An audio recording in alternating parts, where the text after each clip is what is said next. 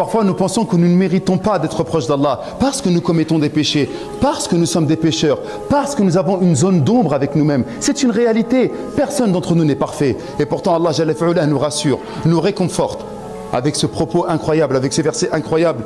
قُلْ يَا عِبَادِيَ الَّذِينَ أَسْرَفُوا عَلَى أَنفُسِهِمْ لَا تَقْنَطُوا مِنْ رَحْمَةِ اللَّهِ إِنَّ اللَّهَ يَغْفِرُ الذُّنُوبَ جَمِيعًا إِنَّهُ هُوَ الْغَفُورُ الرَّحِيمُ. Allahu Akbar.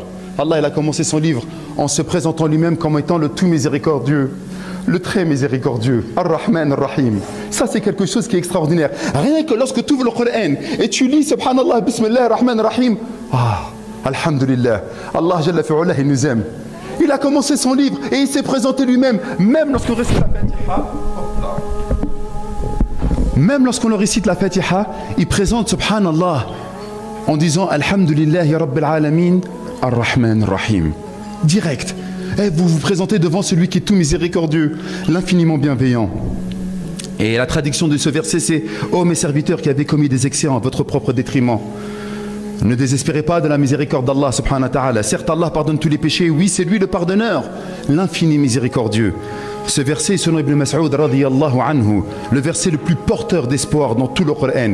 Et Ibn Kathir, rahmatullahi alayhi, commente ce verset en disant « C'est un appel à tous les pécheurs de ce monde.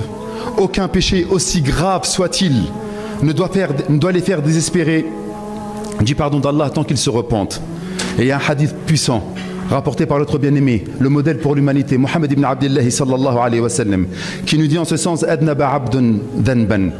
Un serviteur a commis un péché, puis il a dit Faqala Allahumma ighfir li dhanbi. Oh Allah, pardonne-moi mon péché. Faqala Allah subhanahu wa ta'ala. Et Allah subhanahu wa ta'ala, il a dit Adnaba abdi dhanban. Mon serviteur a commis un péché. Fa'alima anna lahu rabban yaghfiru dhanb. Et il a su qu'il avait un Seigneur qui le pardonne. En réalité, c'est ça notre relation avec Allah subhanahu wa ta'ala. S'il voulait nous créer parfaits, il aurait fait de nous des anges. Mais il a fait de nous, subhanallah, des humains.